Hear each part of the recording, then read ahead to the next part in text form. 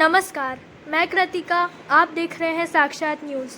बूंदी के Lanka gate road स्थित Gangaur hotel में सोमानी परिवार द्वारा भागवत कथा का आयोजन करवाया जा रहा है। इस कथा को महामंडलेश्वर स्वामी श्री जगदीश पुरी जी महाराज के मुखारविंद श्रोता मंत्रमुग्ध होकर कथा का आनंद ले रहे हैं। वहीं ब्रह्मचारी चैतन्य जी महाराज के भजन पर श्रोताओं के पांव अपने आप थिरक रहे हैं। श्रावण के अधिक मास में भगवान की कथा का महत्व अत्यधिक दोगुना हो जाता है। इसी को लेकर शहर भर में कई जगह भागवत कथा का आयोजन चल रहा है, जिसमें मुख्य श्री स्वामी जगदीश पुरी जी महाराज की कथा का श्रोता भरपूर आनंद लेते नजर आए। तो आइए देखते हैं साक्षात न्यूज़ में भागवत कथा का दृश्य। अपने बच्चों को कहा बंद करो, बंद करो, बंद करो। बड़ी मुश्किल से बंद हुई। तब हमने कहा सब खड़े हो जाओ, आप मत होइए। बच्चों को खड़ा कर दिया। बताओ, ये हमारे स्वामी के दुश्मन का नाम बच्चों को किसने बताया? तो सारे विद्यार्थियों ने कहा, गुरुजी, ये तो हमको प्रहलाद भैया ने ही बताया। हमने उसी दिन प्रहलाद से पूछा, क्यों रे प्रहलाद, ये तुम्हारे पिता के दुश्मन का नाम कीर्तन तुझे किसने बताया? हमने तो तुम्हें कभी पढ़ाया नहीं। तब उस दिन हमारे स्वामी प्रहलाद ने हमको बताया कि गुरुजी आपने नहीं पढ़ाया, आपसे भी जो सीनियर गुरुजी थे उन्होंने पढ़ाया। जब मेरे पिताजी मंदराचल की घाटी पर तपस्या कर रहे थे, उनके तप से त्रिलोकी तपने लगा। स्वर्ग के देवता भी डर गए, इंद्र देवता भी डर गया। तपस्या में सफल हो गया तो मेरी कुर्सी छीन लेगा। इंद्र देवता डर करके और विघ्न पैदा करने के लिए आया। उसने विचार किया कि एक हिरण्यकश्यप ने त्रिलोकी को तपा दिया और इसका बीज इसकी पत्नी के गर्भ में पड़ा हुआ है। एक बालक और पैदा होगा, तब बाप और बेटे दोनों मिलकर के तो 14 लोगों को तपा डालेंगे। फिर कहां जाएंगे हम? इस डर के कारण इंद्र देवता आया और हिरण्यकश्यप की पत्नी प्रहलाद की मां कयादू को पकड़ करके अपहरण करके भागा। कयादू बिलख रही है, बचाओ बचाओ बचाओ। जंगल के रास्ते से अपहरण करके इंद्र भाग रहा है। और नारद जी ने इंद्र को कहा, इंद्रदेव, तो देवता होकर के दैत्यों का काम कर रहा है। ये बेचारी अबला बिलख रही है तो घसीट के कहां ले जा रहा है? इंद्रदेव ने कहा, नारद जी, मैं इसका कुछ भी नहीं बिगाड़ूंगा, ये ऐसे ही बिलख रही है, इससे मुझे कोई डर नहीं है। पर इसके गर्भ में हिरण्यकश्यप का बीज पड़ा हुआ है, दुष्ट पैदा होगा। मैं सोचता हूं कि बालक पैदा होते ही उसको खत्म कर डालूंगा और इसको वापस छोड़ दूंगा, क्योंकि उससे मुझे डर है।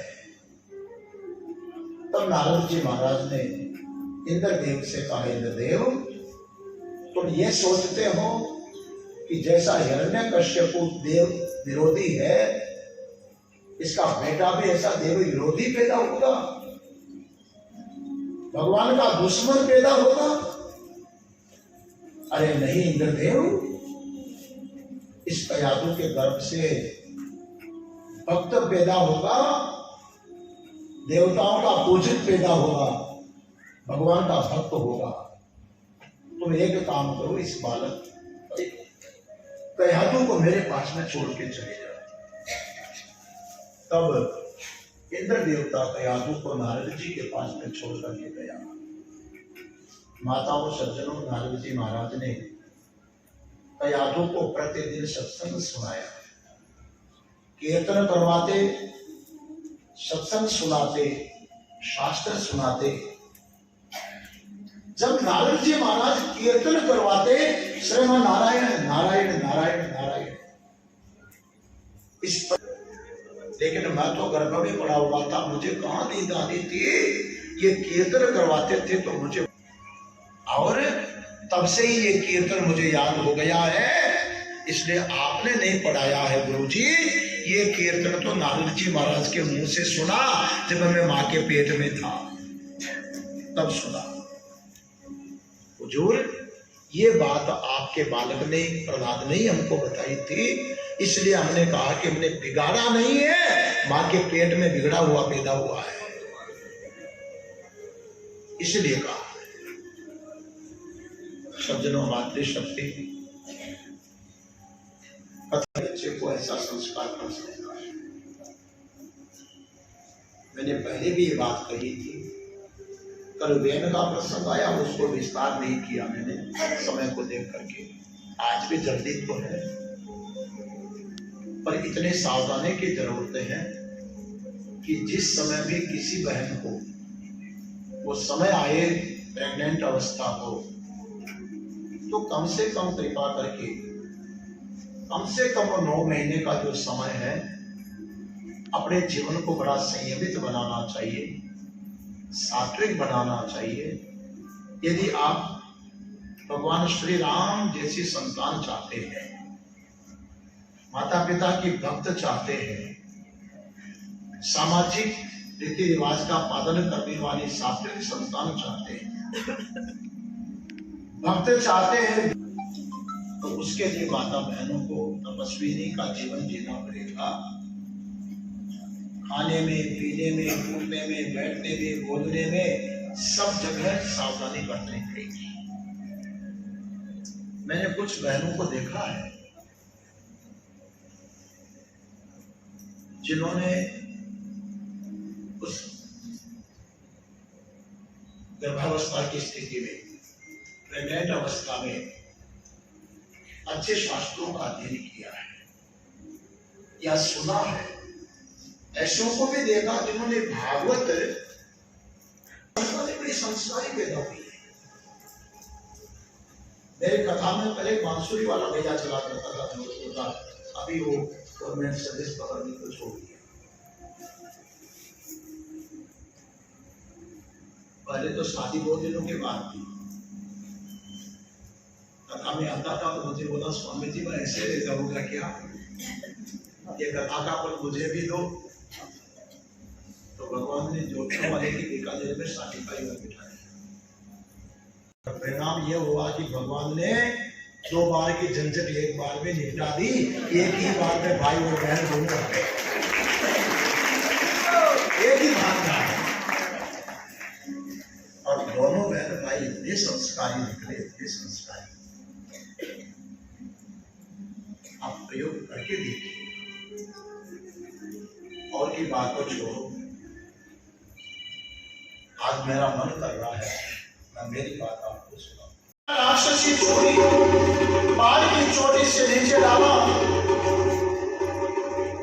भांति भांति का अन्याय अंधेरी कोठरी ने बंद किया, चैन दिलाया, खाना बंद कर दिया, बर्फ की जगह पर फेंका, धधकती हुई आग में डाला, बारी बारी से समुद्र में फेंका, आगे तूफानों में छोड़ा, पर्वतों से दबाया, मगर जिसको राखे साइया मार सके ना कोई, पालन बाका कर सके जो जग मेरी हो। 1000 हाथ वाला रक्षा कर रहा है, 2 हाथ वाला क्या बिगाड़ पाएगा उसको। ये सारी घटना मानो किसी और के साथ हो रही है। उस प्रहलाद को देख करके किसी प्रकार से मारा नहीं जा रहा है, तो बड़ा क्रोध आया, स्वयं टूट पड़ा और बोला, रे दुष्ट, बड़ा इतना रहा है तो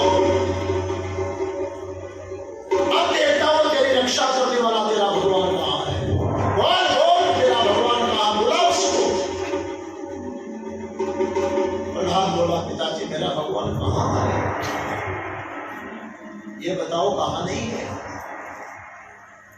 वो तो सब जगह व्यापक है, सर्वत्र विद्यमान है, भगवान कहां नहीं है।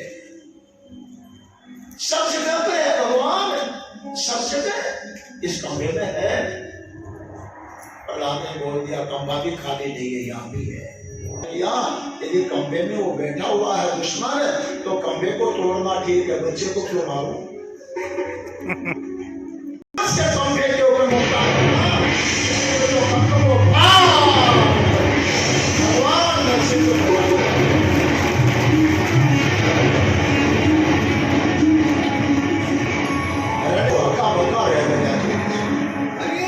ये कौन? नरसिंह। ब्रह्मा ने अपनी सृष्टि में ऐसा कोई प्राणी नहीं बनाया, न नर है न सिंह है। लगता है कि बहुरूपिया वराह बनने वाला नरसिंह बनकर के आ गया है। यही मेरा शत्रु है। टूट पड़ा हिरण्यकश्यप तो भगवान नरसिंह ने भी हिरण्यकश्यप को बाद में भर दिया। पैतरे बदलने लगे, उठा करके पटने लगे। मौके में काम कर दिया होता। हमारे घोड़े ब्रह्मा जी ने जो वरदान दिया उसको भी तो ध्यान रखना है। टाइम पास करते गए संध्या का वक्त आया। सूर्य नारायण भगवान अस्ताचल को गए। आधे सूर्य डूब चुके हैं और आधे की किरणें पृथ्वी पर फैली हुई है। भगवान नरसिंह ने देखा न तो दिन है न रात है। उछाल करके हिरण्यकश्यप को अपने घुटनों के ऊपर बैठा दिया। छलांग मार करके भवन की दहली पर बैठ गए। वरदान मिला हुआ है, अस्त्र से मरेगा शस्त्र से। अपने लंबे लंबे नाखून निकाले और हिरण्यकश्यप के पेट में खींच और दान आदमी सुना है कि पेट के आंकड़ों को पलट करके कुछ देखने लगे। प्रहलाद करने लगा, भगवान काम तमाम हो गया है, पटके नीचे। भगवान बोले, प्रहलाद ऐसा मत सोच, तेरा जैसा भक्त कहीं और भी आंकड़ियों में छुपा हो तो पहले उसको ढूंढ दो। तेरा जन्म भी यहीं से हुआ है। भला बुरा जो होता है बदल जात है वंश। हिरण्यकश्यप के प्रहलाद ऊपर से के वंश, माताओं के कारण वंश बदल जाया करते हैं। भगवान ने भक्त प्रहलाद की रक्षा की और हिरण्यकश्यप का उद्धार किया। जय जय राधा रमण, जय जय राधा रमण गिरधारी, गिरधारी श्याम राधा गिरधारी श्याम